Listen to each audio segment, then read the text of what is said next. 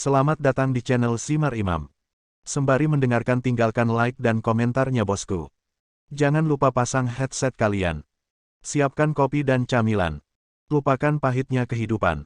Mari kita dengarkan sambil rebahan. Bab 1021.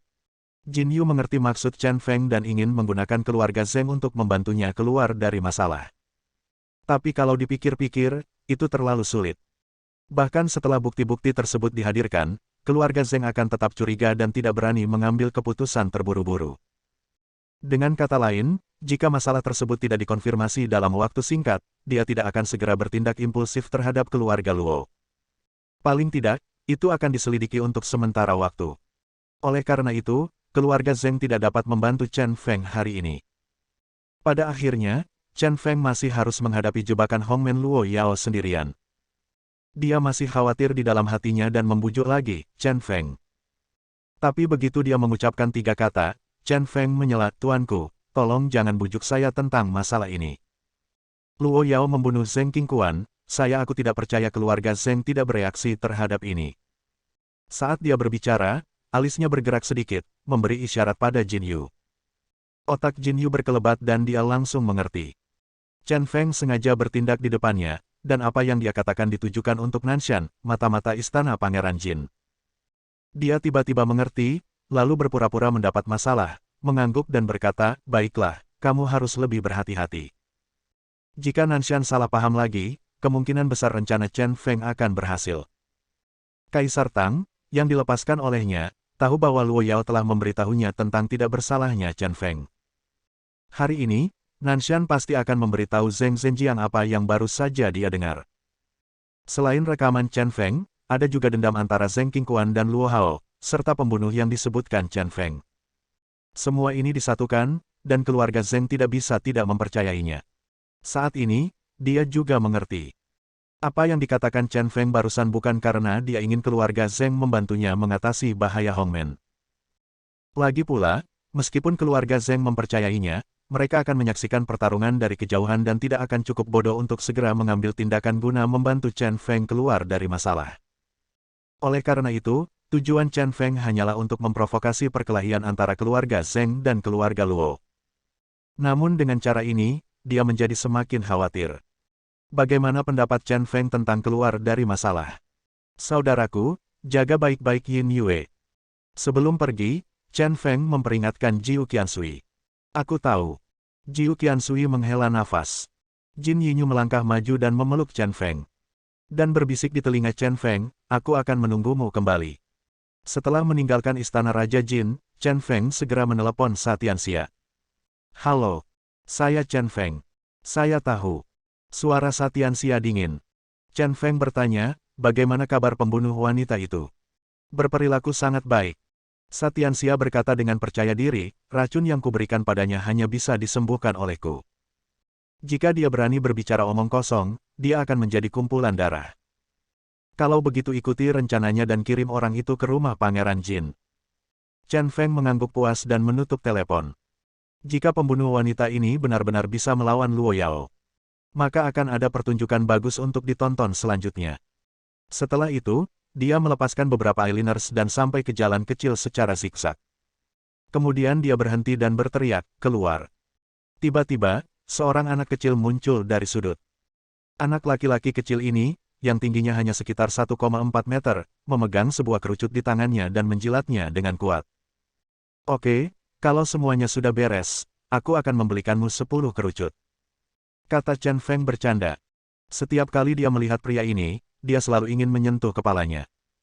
Tapi kali ini, dia menahannya. Karena sekarang, dia harus meminta orang ini melakukan sesuatu. Dan menyentuh kepala akan membuat pria ini kesal. Jika dia berhenti dari pekerjaannya, dia akan malu. "Ini urusan pembunuhan, dan kamu hanya memberikan 10 kerucut." Wajah anak itu tampak meremehkan, dan suaranya sangat dewasa. Kedengarannya, setidaknya, dia sudah dewasa. Chen Feng tertawa dan bertanya, "Katakan padaku, hadiah apa yang kamu inginkan?" Pria pendek yang terlihat seperti anak kecil ini bernama Mitong dan memiliki sedikit dwarfisme. Tapi dia sebenarnya berusia 20-an dan jenius dalam menembak. Seorang penembak jitu alami. Saya ingat ketika dia masih di Departemen Perang. Mitong juga datang untuk bergabung dengan tentara, namun ditolak karena alasan fisik. Dia sangat tidak yakin dan datang ke departemen perang untuk menimbulkan masalah. Dia awalnya ditangkap, tapi kemudian, karena alasan yang tidak diketahui, dia mulai bersaing dengan tentara. Teman baik, departemen perang yang besar terpana oleh kurcaci ini, membunuh semua orang di segala arah. Keahlian menembak tidak ada yang bisa menandingi Mitong. Dengan kemenangan tersebut, Mitong menjadi sangat arogan. Namun, para pemimpin departemen perang tidak dapat lagi mempertahankan martabat mereka. Pada hari itu, Chen Feng baru saja kembali ke departemen perang dan ditarik oleh pemimpinnya, berharap dia bisa mendapatkan kembali wajahnya. Begitu dia mendengar apa yang terjadi, amarahnya tiba-tiba meningkat. Bagal pendek bisa begitu sombong, dan ia harus diperlihatkan warna tertentu. Pada kompetisi final yang berlangsung selama 30 ronde, Mitong dikalahkan karena kurangnya pengalaman akibat perubahan kecepatan angin yang cepat. Mitong yang sangat marah mengalami depresi dalam waktu yang lama. Meski para pimpinan departemen perang kagum dengan bakat menembak Mitong, pada akhirnya mereka tidak diperbolehkan bergabung dengan departemen perang karena kondisi fisik Mitong yang istimewa. Chen Feng sangat tertarik pada Mitong dan sering berhubungan dengan Mitong. Keduanya saling menghargai dan mendiskusikan keterampilan menembak satu sama lain. Seiring waktu, kami menjadi teman. Bertahun-tahun yang lalu, Mitong juga pergi ke Lembah Delapan Dewa sendirian dan menjadi Night Fury. Ketika dia kembali lagi, tangannya berlumuran darah dan matanya semakin dingin. Kembali ke Yanjing kali ini, Chen Feng juga menemukan Mitong. Dan kali ini, dia akan membiarkan Mitong, seorang penembak jitu, menjadi pendukungnya saat pergi ke Hongmen. Mitong berpikir sejenak dan kemudian berkata, hari ini saya akan membantu Anda membunuh orang. Anda dapat membuat pengaturan untuk saya dan mengizinkan saya bergabung dengan departemen perang. Bahkan jika saya menjadi tentara selama sebulan, saya akan puas.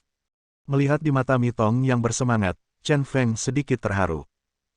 Setelah bertahun-tahun, impian Mitong untuk menjadi seorang petarung masih belum pupus. Dan mimpi ini sepertinya bertepatan dengan mimpinya saat ini. Oke, saya setuju. Setelah Anda menyelesaikan pekerjaan ini, Anda akan tinggal di departemen perang sebagai kombatan selama sebulan. Chen Feng setuju. Jika dia dan Su Liguo mengalami kesulitan dengan masalah ini, pasti ada jalan. Lagi pula, ini hanya sebulan, jadi tidak akan terlalu berdampak. Mitong menyeringai dan mulai menjilati kerucut itu lagi. Setelah itu, keduanya berpisah dan naik mobil terpisah menuju altar utama Hongmen. Chen Feng naik taksi dan datang ke sasana seni bela diri rahasia di luar jalan lingkar keempat. Pintu aula pencak silat sangat mendominasi. Ada dua singa batu yang terlihat hidup di depan pintu, yang lebih tinggi dari manusia. Pintu kayu tinggi itu penuh dengan ukiran naga yang sangat megah. Di atas pintu, tulisan Hongmen ditulis dengan naga terbang dan burung phoenix. Di kedua sisi gerbang, berdiri dua baris pria jangkung dan perkasa berbaju putih. Chen Feng menyipitkan matanya dan melangkah maju. Dua baris pria berpakaian putih semuanya maju selangkah dan menatap Chen Feng.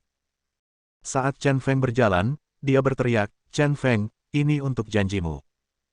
Mendengar suara itu, pintu terbuka, dan sekelompok orang lain keluar dari dalam. Pemimpinnya, seorang lelaki tua berambut putih, berkata kepada Chen Feng sambil tersenyum, kamu benar-benar berani, saya sebenarnya datang sendiri, silakan masuk. Bab 1022. Setelah memasuki Hongmen, Chen Feng sedikit mengalihkan pandangannya dan melihat sekeliling. Spanduk berkibar dan pedang terpisah satu sama lain, dan unsur seni bela diri ada di mana-mana. Dari waktu ke waktu, semburan teriakan untuk latihan pencak silat terdengar.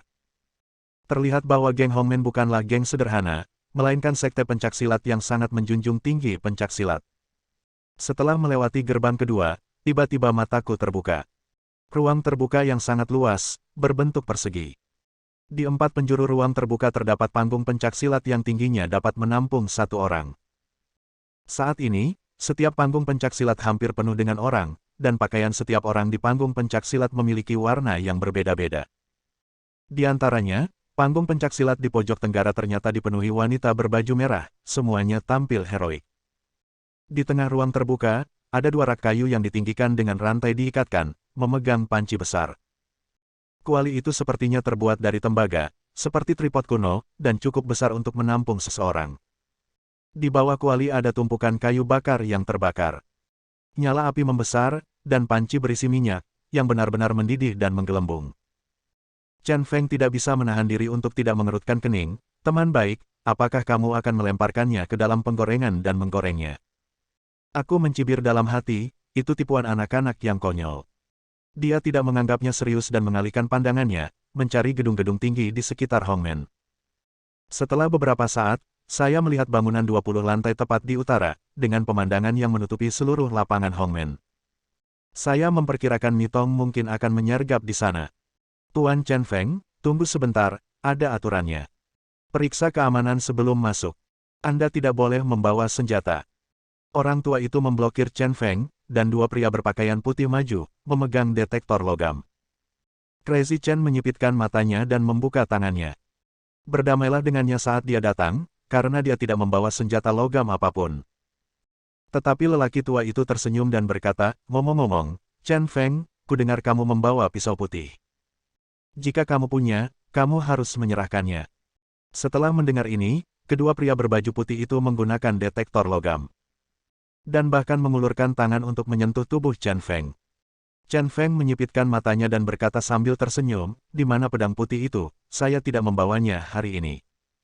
Apa yang dia katakan sangat membohongi.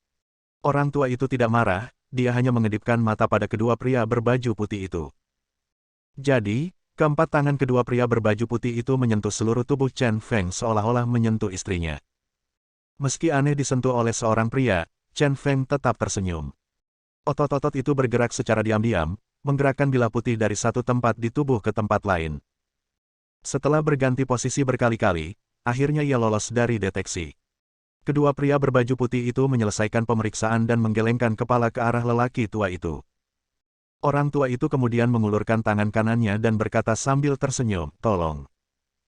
Chen Feng berjalan ke pelataran dalam, berjalan dari tengah empat panggung seni bela diri, melewati panci minyak, dan sampai ke tangga utara. Di puncak tangga duduk seorang pria parubaya berwajah persegi. Alis tebal, hidung besar, dan bibir tebal. Pria ini sedang duduk sendirian di kursi sederhana, dengan rambut emas orang Hongmen berayun di atas kepalanya.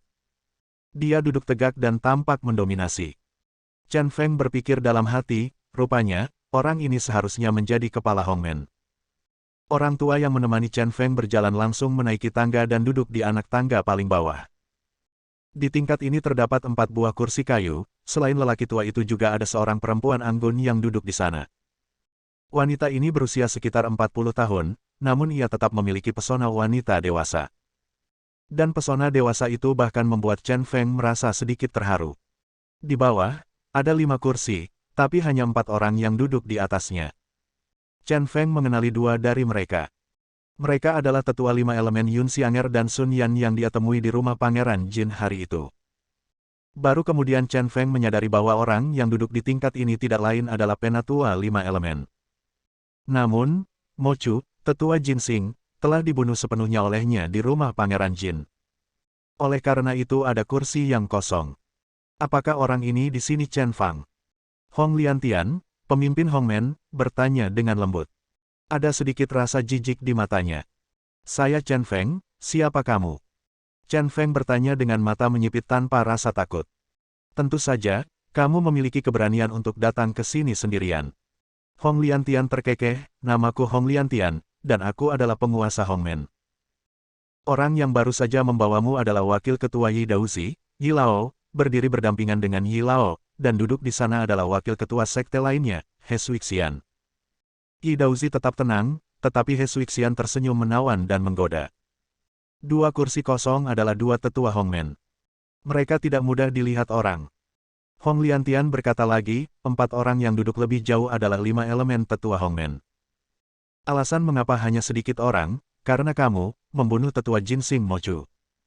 Ekspresi Hong Liantian tiba-tiba berubah, dan ketika dia menyebut Mo Chu, nadanya menjadi lebih dingin. Segera, 4 orang di panggung seni bela diri semuanya memandang Chen Feng dengan marah. Banyak dari mereka yang berteriak. Kebencian banyak orang memadat dan menjadi sangat kuat. Chen Feng tidak menganggapnya serius dan mencibir, apa yang Guru Hong katakan sangat menarik. Mo Chu ingin membunuhku, tapi aku malah membunuhnya. Bagaimana kamu bisa menyalahkanku? Dalam hukum, ini disebut pertahanan diri, dan Anda tidak bertanggung jawab secara pidana. Jika Tuan Hong mengkhawatirkan hal ini, lebih baik jangan biarkan anak buahnya keluar. Tetaplah di rumah demi keselamatan. Begitu kata-kata ini keluar, Hong Liantian tidak bisa menahan diri sedikit mengernyit. Sun Yan, sesepuh Tu Xing, berdiri dan berteriak, kamu membunuh sesepuh Hongmen dan masih berani menjadi begitu sombong. Tidakkah kamu tahu bahwa hari ini adalah akhir dari dirimu? Chen Feng berkata sambil tersenyum tenang, kamu juga berada di rumah Pangeran Jin hari itu, tapi kamu melihatku mengambil tindakan. Tolong beritahu aku, siapa lawanku di Hongmen? Kamu. Sun Yan tidak bisa menahan diri untuk tidak berkata-kata, dan wajahnya jelek. Kekuatan yang ditunjukkan Chen Feng hari itu membuatnya merasa takut ketika memikirkannya sekarang. Itu adalah pria galak yang mampu melawan Jiu Qiansui, dan dia bahkan membunuh Mo Chu dengan satu gerakan. Sejujurnya, selain Zun Laoyanmo, tidak ada seorang pun di seluruh Hongmen yang benar-benar lawan Chen Feng. Melihat rasa malu Sun Yan, Chen Feng tertawa dan berkata, sekte yang konyol, ayo kita bubarkan saja. Sejujurnya, penampilan Hongmen mengecewakannya. Setidaknya, ini adalah geng yang sudah ada selama 1 abad, tapi rasanya seperti hanya menyelinap saja. Pada saat ini, He Shuixian menutup mulutnya dan tersenyum, dan berkata dengan suara manis, seperti yang diharapkan dari iblis kecil dan orang gila nomor 1 di Yanjing, dia memang gila. Yi Daozi di samping juga berkata, gila dan gila, keduanya itu harus didukung oleh kemampuan nyata. Kudengar kamu sangat kuat. Aku sangat ingin bertemu denganmu hari ini. Melihat penampilan dewasa Yi Daozi yang memproklamirkan diri, Chen Feng benar-benar kehilangan kesabarannya. Jika kamu mau lihat kekuatanku, kamu bisa mencobanya. Tapi aku khawatir kamu akan dipukuli sampai mati olehku. Berhenti bicara omong kosong dan biarkan Luo Yao keluar. Dia berkicau, menggunakan mulutnya untuk pamer, dan itu menjijikkan untuk ditonton. Dia hanya ingin bertemu Luo Yao sekarang dan tidak berminat berdebat dengan sekelompok besar orang ini. Wajah Yi Daozi tiba-tiba membiru dan dia merasa sedikit tidak bisa turun dari panggung. Tapi dia tidak berani keluar dan menantang Chen Feng, itu sangat memalukan. Hong Liantian melihat bahwa Chen Feng memang orang gila, dan momentum Hongmen tidak mampu menekan Chen Feng. Dia terlalu malas untuk mengatakan apa-apa lagi, melambaikan tangannya dan berteriak, Luo Yao, berhenti bersembunyi di belakang, muncul. Bab 1023. Saat ini, seseorang keluar dari belakang, itu tidak lain adalah Luo Yao. Wajah Luo Yao jelek, dan ketika dia melihat Chen Feng, matanya langsung melotot karena kebencian. Dia telah bermain dengan banyak orang sepanjang hidupnya. Tak disangka, pada akhirnya ia akan diperankan oleh Chen Feng. Bajingan ini menipunya dan langsung membunuh putranya. Saat ini, dia ingin membunuh Chen Feng dan memotongnya menjadi beberapa bagian. Luo Yao, aku benar-benar tidak melihatnya. Kamu bajingan tidak punya rasa malu sama sekali. Chen Yang dan Luo Yunji sama-sama anggota keluarga Luo Mu, dan kamu sebenarnya membajak keluargamu sendiri untuk mengancamku, orang luar. Orang-orang di Yanjing tahu apa yang telah kamu lakukan, keluarga Luo Mu hanya akan menghancurkan plakat pintu rumahmu sendiri. Bahkan binatang buas pun tidak bisa melakukan hal seperti itu. Teriak Chen Feng, memikirkannya demi keselamatan saudara perempuannya, dia ingin memotong Luo Yao hidup-hidup. Luo Yao mendengus dingin dan berkata, ini semua karena kamu. Aku berlutut untuk memohon padamu, tetapi kamu menolak menyelamatkan putraku. Putraku meninggal dan jiwaku hilang. Perempuan jalang ini, selama aku bisa membunuhmu untuk membalaskan dendam putraku, aku bisa menangkap siapapun. Oke, aku hanya berharap kamu tidak menyesalinya. Mata Chen Feng perlahan menjadi lebih tajam. Mendengar ini, Luo Yao mengangkat kepalanya dan tertawa. Kemudian tawa itu berhenti dan dia memelototi Chen Feng dan berkata, kamu berani datang ke sini sendirian hari ini, kamu sudah mati, dan kamu berani mengancamku. Biar ku beritahu, panci besar di belakangmu hanya untukmu. Aku ingin hanya dengan meledakkan binatang sepertimu ini aku bisa melampiaskan kebencian di hatiku. Chen Feng sedikit menyipitkan matanya dan menatap Hong Liantian, Tuan Klan Hong, dalam analisis terakhir, masalah ini adalah antara aku dan Luo Yao, atau keluarga Luo. Apakah Anda, orang Hongmen, benar-benar ingin menjadi cukup kuat untuk menangani masalah ini? Luo Yao, orang gila ini, sudah menjadi gila. Berbicara dengan bajingan ini hanya membuang-buang waktu. Lebih baik lihat sikap Hongmen dan lihat apakah dia benar-benar ingin membantu Luo Yao membunuhnya. Hong Liantian berkata, saya saudara ipar Luo Yao. Saya di sini untuk membantu. Sepertinya tidak ada masalah apapun. Mungkin Anda tidak mengerti maksud saya. Mata Chen Feng menoleh dingin sebelum dia berkata, kalian orang Hongmen memiliki banyak orang. Tapi kami, Qin Meng dan Tian Meng, tidak bodoh. Beberapa hari yang lalu, Anda pergi ke Qinxi untuk menyerang Qin Meng. Saya tidak akan mengatakannya lebih banyak tentang hasilnya. Kamu mungkin tidak lebih kuat dariku dalam hal kekuatan geng. Selain itu, kekuatan bertarung, apa yang kamu andalkan? Itu tidak lebih dari Balrog. Aku tidak akan memberitahumu apakah Balrog dapat mengalahkan Balrog. Bisakah Balrog mengalahkan Jiu Qiansui? Beberapa hal harus jelas di kepala. Saya dan 3 keluarga besar tidak ada orang lain yang bisa terlibat dalam perjuangan, hanya ada satu hasil akhir, dan itu adalah pemusnahan. Bukannya saya sombong, tapi itulah faktanya. Mohon pertimbangkan baik-baik, Tuan Hongmen. Sekali Anda menyinggung perasaan saya akan menghancurkan seluruh warga Hongmen. Kata-kata asli Chen Feng telah membuat pikiran Hong Liantian sedikit berubah.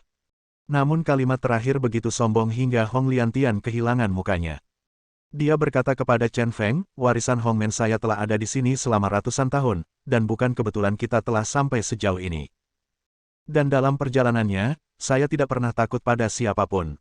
Kamu masih muda, tapi nadamu terlalu keras. Aku sama sekali tidak menyukainya. Aku tidak pernah berpikir untuk disukai oleh seorang pria. Chen Feng mengangkat bahu dan berkata dengan tenang, sekarang, aku akan memperlakukanmu sebagai orang Hongmen dan membuat pilihan. Bahkan jika kamu memohon padaku nanti, aku tidak akan berbelas kasihan. Kata-kata Chen Feng terlalu sombong. Ratusan orang yang hadir diliputi amarah. Kapan warga Hongmen dihina? Penghinaan ada di mana-mana. Diam.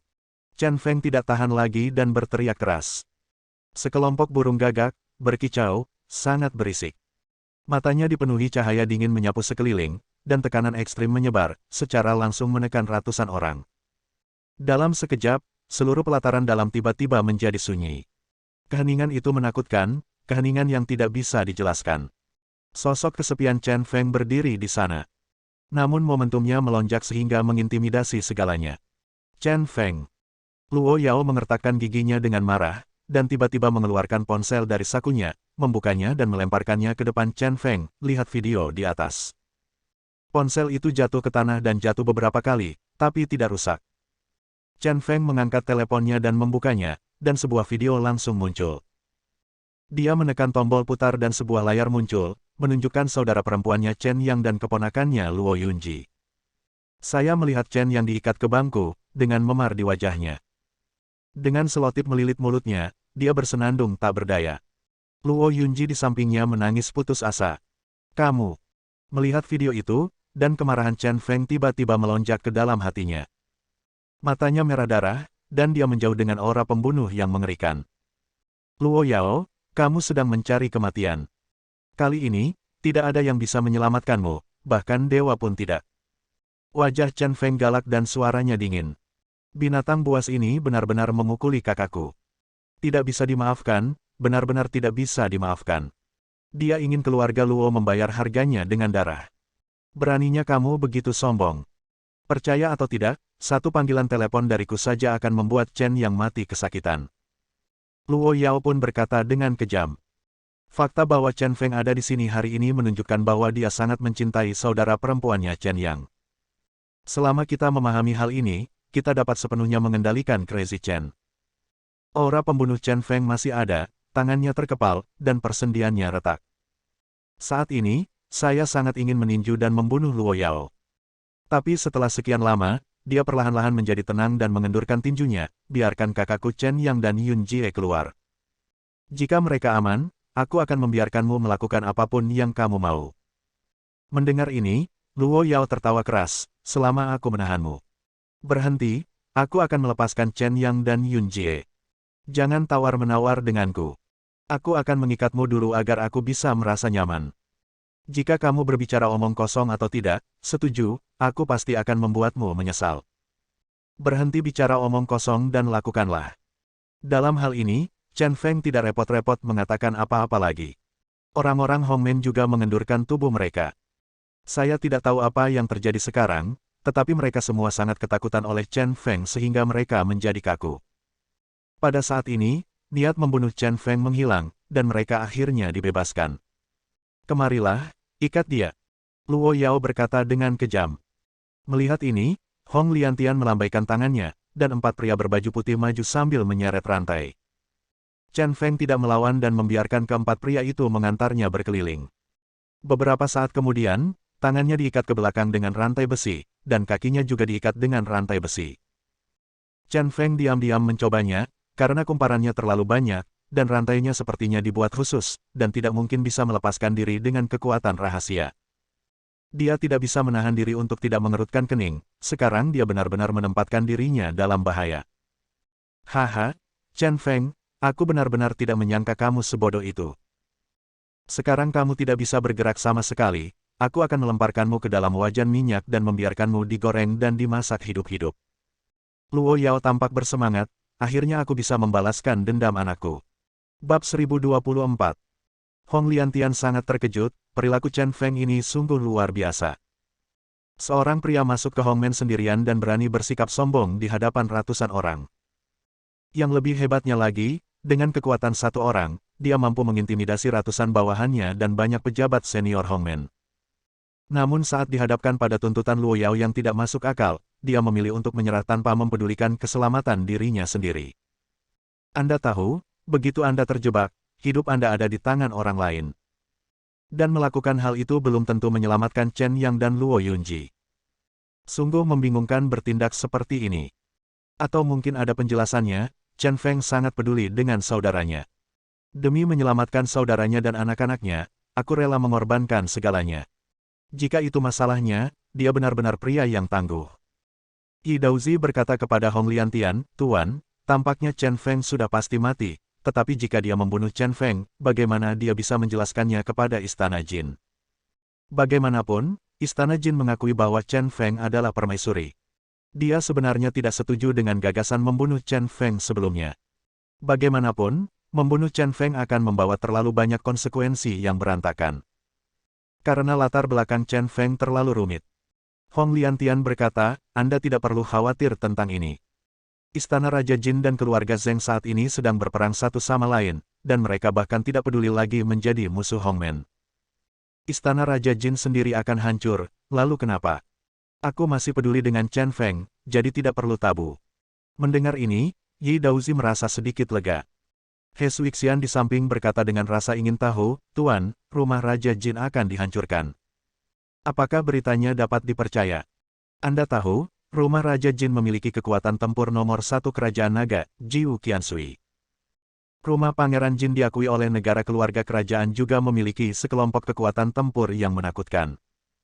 Mengatakan bahwa itu hancur total sungguh sulit dipercaya. Hong Liantian tersenyum ringan dan tidak menjelaskan. Jika dia tidak yakin rumah Pangeran Jin akan berakhir, sejujurnya, dia akan memikirkan apa yang terjadi hari ini. Jika tidak ada istana Raja Jin dan Chen Feng meninggal lagi, dia tidak akan peduli sama sekali dengan dua wanita dari Qin Meng dan Tian Meng. He Suixian menarik kembali tatapan menawannya dan melihat ke lapangan lagi. Saat ini, Luo Yao mengeluarkan pistol dari sakunya dan berjalan menuju Chen Feng dengan tidak hati-hati. Matanya tajam, dan dia berkata dengan dingin, kamu adalah momok, mengapa kamu datang ke Yanjing? Mengapa kamu membunuh anakku? Semua ini membuatmu tidak menyesal mati. Awalnya, keluarga Luo dapat sepenuhnya menikmati Yanjing segala sesuatu tentang Yanjing. Sebagai salah satu dari 3 keluarga besar, status mereka adalah yang tertinggi. Karena kedatangan Chen Feng semuanya hancur dan putranya terbunuh. Oleh karena itu, dia sangat membenci Chen Feng. Meski diikat, Chen Feng tetap terlihat tenang. Dia mendengus dingin dan berkata, kalian 3 keluarga besar menyebabkan saya dipenjara selama 3 tahun. Membuat saya kehilangan semua kejayaan saya, dan membuat Tuan Yan meninggal dalam depresi. Ketika saya kembali ke Yanjing, tentu saja saya ingin membalas dendam dari Anda bajingan. Adapun membunuh anakmu. Karena anakmu adalah binatang buas dan pantas dibunuh. Aku akan membiarkanmu memarahinya. Luo Yao menjadi semakin marah. Dalam kemarahan, dia langsung mengangkat senjatanya dan menembak kepala Chen Feng. Suara, bang. Tembakan ini dilakukan secara lengah dan pada jarak yang sangat dekat. Orang biasa pasti akan dipukuli sampai mati. Tapi mata Chen Feng terfokus padanya. Dalam sekejap, dia menunjukkan reaksi yang luar biasa. Peluru yang sangat cepat itu sepertinya melambat di matanya. Dalam kondisi ekstrim, dia menoleh dan menghindarinya. Peluru itu menyerempet kulit kepalaku. Ini. Luo Yao terkejut. Memikirkan seseorang bisa menghindari peluru dalam jarak sedekat itu seperti melihat hantu. Semua orang di Hongmen tercengang. Dia sangat terkejut dengan kekuatan mengerikan Chen Feng. Tubuh orang yang sangat lincah. Hong Liantian diam-diam terkejut, dan dia segera menyimpulkan bahwa Chen Feng adalah orang yang sangat gesit. Saya benar-benar tidak menyangka bahwa Chen Feng sebenarnya memiliki tubuh 5 ekstrim yang paling langka. Tidak ada keraguan bahwa kemampuan reaksi yang menantang surga pasti berasal dari tubuh 5 ekstrim. Mata indah He Swixian berubah sedikit, dan tiba-tiba senyuman muncul di sudut mulutnya, melihat segala sesuatu di lapangan. Aku tidak percaya lagi. Terkejut, Luo Yao akhirnya sadar kembali. Dengan marah, dia maju beberapa langkah, mengangkat senjatanya dan hendak menembak lagi. Kamu belum selesai. Tetapi pada saat ini, Chen Feng, yang diikat, melompat berdiri. Dia tiba-tiba menendang ke depan dan memukul perut Luo Yao dengan keras. Luo Yao jatuh ke tanah karena malu, dan Chen Feng jatuh ke tanah dengan punggung karena tangan dan kakinya tertahan, dan dia bergegas maju dengan kakinya sekarang. Namun ketika dia jatuh ke tanah, tubuhnya tiba-tiba terpental. Begitu saja, ketika saya tidak bisa menggunakan tangan dan kaki saya, seekor ikan mas datang dan berdiri kembali. Melihat Chen Feng berdiri tegak lagi, Luo Yao sangat marah. Dia mengangkat pistolnya dan menembak lagi. Masih melakukan pekerjaan yang tidak berguna. Chen Feng mencibir dengan nada menghina. Setelah dihina, Luo Yao berhenti menembak dan perlahan bangkit. Dia mencibir dan mengancam, Chen Feng, lain kali saya menembak, jika Anda berani bersembunyi lagi, saya akan segera menelepon dan membunuh Chen Yang dan Luo Yunji. Saya akan melakukan apa yang saya katakan. Chen Feng tiba-tiba mengerutkan kening dan terdiam. Bajingan ini pasti akan mengalahkannya. Luo Yao tersenyum bangga, perlahan mengangkat senjatanya, dan mengarahkan ke kepala Chen Feng. Tunggu sebentar. Saat dia hendak menembak, Chen Feng berteriak. Luo Yao tersenyum dan berkata, apa? Apakah kamu takut? Tapi sudah terlambat. Chen Feng berkata dengan sangat meremehkan, dengan begitu banyak orang yang menonton, bukankah kamu baru saja mengatakan kamu akan menggorengku? Mengapa kamu menembak? Aku dengan pistol sekarang. Ini terlalu tidak bisa dipercaya. Luo Yao tertegun sejenak, tapi dia tidak menyangka bahwa Chen Feng akan benar-benar peduli tentang ini. Oke, aku akan membantumu, biarkan kamu menggoreng sampai mati, dan biarkan wajan minyak yang disiapkan oleh orang Hongmen berguna. Tapi saat dia selesai berbicara, dia tiba-tiba mengarahkan ke lutut Chen Feng dan membuat ledakan, menembakkan peluru. Kali ini, Chen Feng tidak bersembunyi, dan peluru ditembakkan ke lututnya. Dan dia hanya mengerutkan kening. Aku setuju untuk membiarkanmu digoreng sampai mati, tapi aku harus membiarkanmu mengambil tindakan. Siapa yang menyuruhmu, bajingan, untuk menendangku? Luo Yao tertawa bangga dan melihat ke kaki Chen Feng. Lubang yang mengeluarkan darah sangat banyak. Chen Feng terus menahan rasa sakitnya, dan matanya sangat dingin. Dia berkata kepada Luo Yao, biarkan kakakku dan Yun Jie pergi. Aku ingin melihat mereka sebelum aku mati. Menghadapi permintaan Chen Feng, Luo Yao tersenyum menghina, mereka semua akan mati. Tidak. Tidak masalah apakah dia terlihat atau tidak. Seseorang, lempar dia ke dalam panci minyak. 4 pria berpakaian putih maju, mengangkat Chen Feng dan berjalan menuju panci minyak. Melihat ini, semua orang di panggung seni bela diri bersorak keras. Hong Liantian dan yang lainnya juga tanpa sadar berdiri. Goreng Chen Feng, itu suatu prestasi. Ini pasti akan membuat orang Hongmen terkenal. Keempat pria berbaju putih dengan cepat membawa Chen Feng ke panci minyak. Sekarang anggota tubuh Chen Feng terperangkap, selama mereka berempat bekerja sama, mereka dapat mengeluarkan Chen Feng dari pot. Suhu minyak yang panas pasti akan membuat Chen Feng sampai mati. Orang baik, aku telah memikirkan banyak cara untuk mati dalam hidupku, tapi aku tidak pernah berpikir bahwa aku akan digoreng sampai mati. Merasakan panasnya, Chen Feng tersenyum pahit pada dirinya sendiri. Buang. Pada saat ini, Hong Liantian berteriak dan memberi perintah. Keempat pria berseragam putih mengerahkan kekuatan mereka dan melemparkannya mengikuti arus. Chen Feng melompat tinggi dan langsung jatuh ke dalam panci minyak. Bab 1025. Momen ini bisa dibilang seru. Mantan Raja Iblis Kecil Yanjing, keputusasaan putih di dunia malam yang gelap, membuat tiga keluarga besar sangat takut pada Chen Feng. Dia akan segera mati. Dan jalan kematiannya adalah digoreng sampai mati. Ini pasti akan menjadi peristiwa paling sensasional di seluruh Yanjing dan bahkan seluruh kerajaan naga besok. Ratusan pasang mata menatap Chen Feng. Melihat Chen Feng terlempar tinggi, dia akan jatuh ke dalam panci minyak. Namun pada saat ini, pemandangan ajaib terjadi. Chen Feng mengerutkan kening, memutar pinggangnya, dan terbang keluar dari udara untuk kedua kalinya. Memanfaatkan situasi tersebut, dia menyesuaikan bentuk tubuhnya dan berdiri tegak. Kaki yang diikat menginjak tepi panci minyak, terhuyung-huyung di sekitar tepi panci minyak beberapa kali, lalu berhenti dan berdiri di tepi panci minyak. Wajan minyak bergoyang dan minyak panas meluap. Tapi Chen Feng berdiri di tepi panci minyak dengan begitu gesit, terus mengayunkan panci minyak. Semua orang benar-benar tercengang. Anggota tubuhnya dibatasi, dan kaki kanannya tertembak di lutut. Begitu saja, dia benar-benar menggunakan kekuatan pinggangnya di udara untuk memperbaiki postur tubuhnya dengan paksa. Kemudian, seperti capung yang sedang menyadap air, dia menstabilkan tubuhnya dan berdiri di tepi panci minyak yang bergoyang. Kamu. Luo Yao tergagap dan tidak dapat berbicara. Dia mundur selangkah dengan linglung, menggelengkan kepalanya. Apakah kamu manusia? Penampilan Chen Feng telah sepenuhnya menumbangkan ketiga pandangannya. Hong Liantian mau tidak mau menunjukkan kekagumannya dan memuji Chen Feng dengan lantang. Chen Feng, kamu benar-benar orang paling menakutkan yang pernah saya lihat. Luar biasa. Sejujurnya, saya merasa sedikit menyesal telah membunuhmu. Aku benar-benar tidak ingin melakukan itu. Tetapi jika aku tidak membunuhmu, aku mungkin akan menyesalinya dan membuat warga Hongmen menyesalinya, jadi jangan salahkan aku.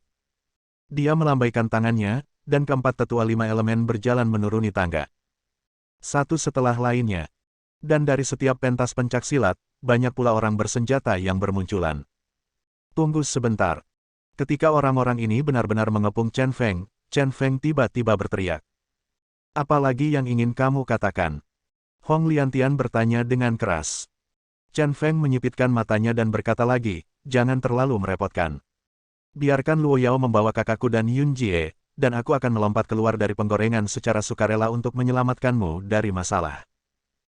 Chen Feng dikelilingi oleh orang-orang, tidak ada jalan keluar. Luo Yao berkata, Chen Feng, sejujurnya, saya memang memukuli Chen Yang, mengikatnya dan merekam video, tapi kemudian, saya melepaskannya dan mengurungnya di rumah, tidak membiarkan dia keluar.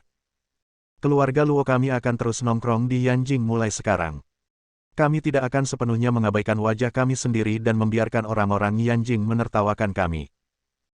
Terutama ayah saya, meskipun dia tidak melakukannya saya tidak menyukai Chen Yang, tetapi saya juga peduli dengan martabat keluarga Luo dan tidak akan membiarkan saya menyakiti Chen Yang dan Luo Yunji. Jadi, dari awal hingga akhir, saya menculik Chen Yang dan Yunji sebagai kedok memikatmu ke Hongmen. Melihat senyum bangga Luo Yao, Chen Feng menghela nafas. Ternyata nyawa kakakku dan Yun Jie tidak dalam bahaya. Tapi tidak mungkin, ini adalah jebakan yang tidak bisa dia lompati. Sekarang dia tahu bahwa saudara perempuannya dan Yun Jie baik-baik saja, dia benar-benar lega. Terima kasih, Luo Yao, aku akhirnya lega sekarang. Chen Feng menghela nafas lega, dan kemudian matanya menjadi dingin lagi. Dia berdiri di atas panci minyak dan melihatnya. Mata dinginnya membuat seluruh tubuh Luo Yao gemetar. Cepat, bunuh dia, bunuh dia. Setetes keringat dingin tiba-tiba jatuh dari alis Luo Yao. Entah kenapa, dia merasa sangat takut dan merasakan ancaman kematian. Terlepas dari postur tubuhnya, dia berteriak kepada Hong Liantian, Tuan, bunuh Chen Feng secepatnya. Seperti Luo Yao, Hong Liantian juga memahami bahwa Chen Feng tidak boleh tinggal. Memanfaatkan fakta bahwa anggota tubuh Chen Feng tertahan dan lututnya terluka, dia harus memanfaatkan situasi ini untuk membunuh Chen Feng. Dia berteriak, lakukan. Pada saat itu, selain Hong Liantian, Yi Daozi, dan He Shuixian, ratusan orang, termasuk 4 tetua, bergegas menuju Chen Feng. Tanpa sandera, apa lagi yang bisa kamu lakukan padaku? Di mataku, kalian ratusan orang semuanya sampah. Mulailah menerima amarahku. Begitu matanya terfokus, Chen Feng tiba-tiba dipenuhi dengan niat membunuh, dan kata-kata miliknya sangat mendominasi. Dia melompat berdiri, mengeluarkan tangannya dari belakang kakinya, dan meletakkan tangannya tepat di depannya. Kemudian, dia mengangkat tangannya tinggi-tinggi ke udara. Pada saat ini, sebuah peluru terbang dari sebuah bangunan di kejauhan. Tanpa memihak, itu mengenai rantai besi yang melingkari tangan Chen Feng. Satu peluru diikuti oleh peluru kedua dan ketiga.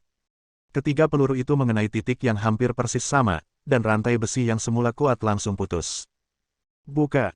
Chen Feng berteriak keras, dan seekor beruang yang marah merasukinya. Dengan jabat tangannya yang keras, rantai yang putus itu terlepas sepenuhnya. Segera setelah itu, tangan kanannya bergetar, dan pedang putih itu tergeletak secara horizontal.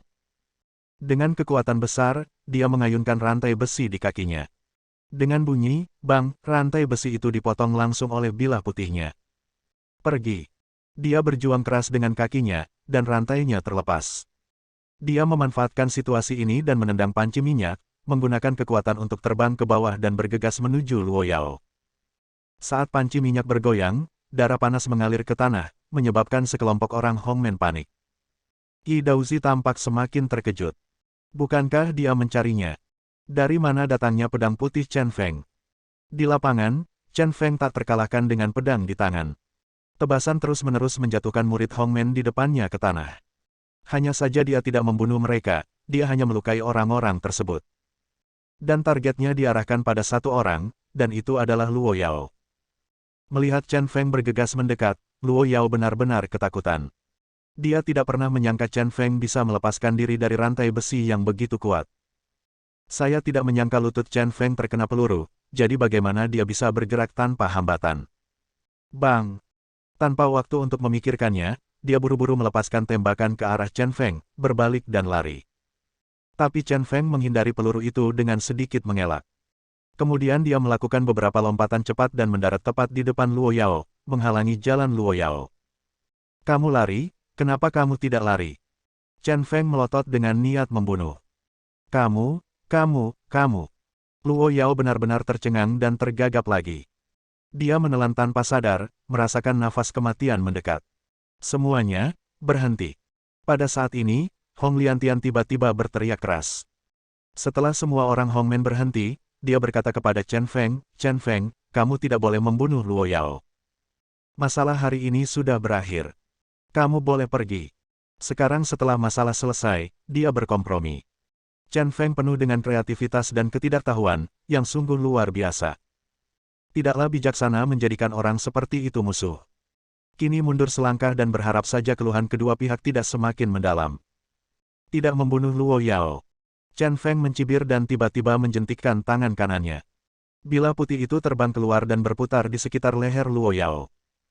Mata Luo Yao melotot dan dia menutupi lehernya dengan tangannya. Setelah beberapa saat, darah merah cerah mengalir dari celah di antara jari-jarinya, lalu dia jatuh ke tanah dan mati. Jika aku membunuhnya, apa yang dapat kamu lakukan padaku? Chen Feng mencabut pedangnya dan berkata dengan mata dingin, dan aku tidak hanya ingin membunuhnya, tetapi aku juga ingin membunuhmu.